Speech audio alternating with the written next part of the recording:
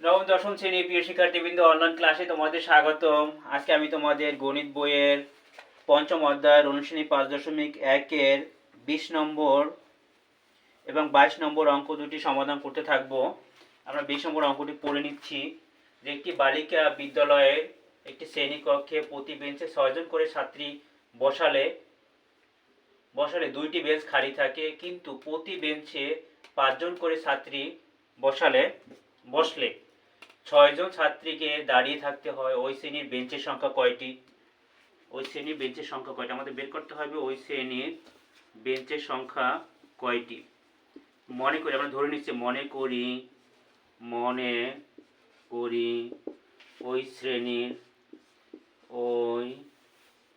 শ্রেণীর বেঞ্চের সংখ্যা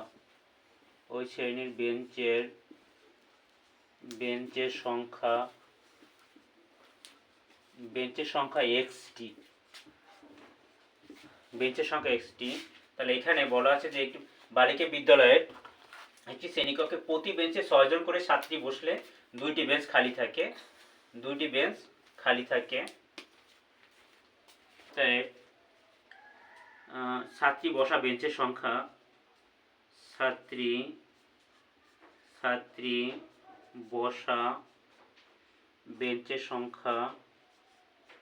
বেঞ্চের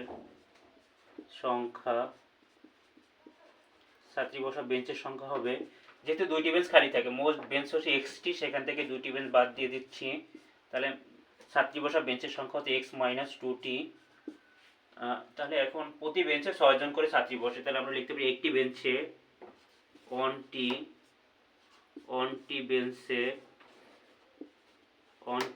ছাত্রী বসে সমান সমান হচ্ছে 6 জন। অতএব x - 2টি বেঞ্চে ছাত্রী বসে, x - 2টি এর 6 গুণ এতজন, কিন্তু এতজন, অর্থাৎ এই কিন্তু মোট ছাত্রী সংখ্যা হচ্ছে x - 2 × 6 জন।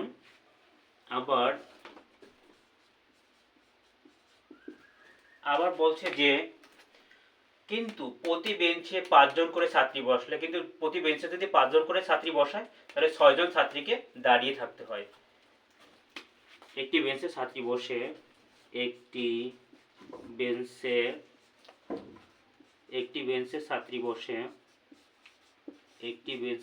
বসে সমান সমান হচ্ছে 5 জন। অতএব আমাদের বেঞ্চ সংখ্যা কত? xটি। এই xটি বেঞ্চে ছাত্রী বসে হচ্ছে x এর 5 গুণ, অর্থাৎ এই xটি বেঞ্চে 5 জন করে বসার পরেও এটা কিভাবে লিখব? 5 × x জন = 5x জন, 5x জন, কিন্তু 5x জন। এখন এই প্রতি বেঞ্চে 5 জন করে বসলেও কিন্তু 6 জন ছাত্রী দাঁড়িয়ে থাকে, কিন্তু অর্থাৎ xটি বেঞ্চে মোট বসছে কতজন? 5x জন। বসার পরেও কিন্তু 6 জন ছাত্রী দাঁড়িয়ে রয়েছে,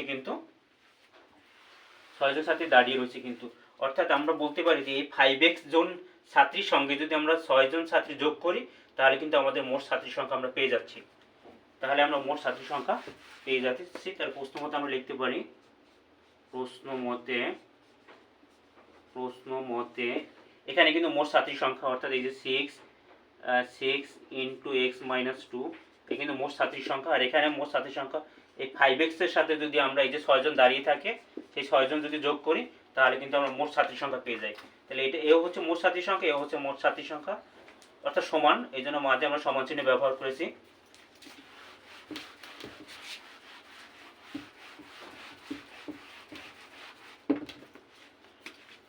আমরা এবার গুণ করে দিচ্ছি। 6 দ্বারা x কে গুণ করলে 6x, প্লাস 6 দ্বারা -2 কে গুণ করলে হয় -12 = 5x + 6। যে পদে চলক আছে সেই চলক বিশিষ্ট পদগুলো আমরা এক পাশে নিয়ে আসছি।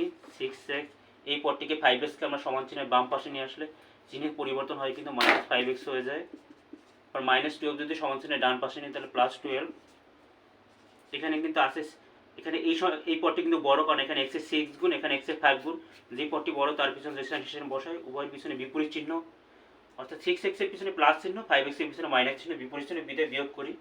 তাহলে x এর 6 গুণ থেকে আমরা x এর 5 গুণ বিয়োগ করলে থাকে কিন্তু x। এখানে প্লাস 12, অর্থাৎ 12 সংখ্যাটি কিন্তু বড়, এর পিছনে রেশন বসাই, উভয়ের পিছনে একই চিহ্ন, এর জন্য যোগ হবে। 12 আর 6 যোগ করলে আসে 18। অতএব আমরা x সমান সমান পেয়েছি কত? 80। অর্থাৎ আমাদের কাছে ওই শ্রেণীর বেঞ্চের সংখ্যা কয়টি? অতএব আমরা বলতে পারি ওই শ্রেণীর বেঞ্চের সংখ্যা 18টি। অতএব ওই শ্রেণীর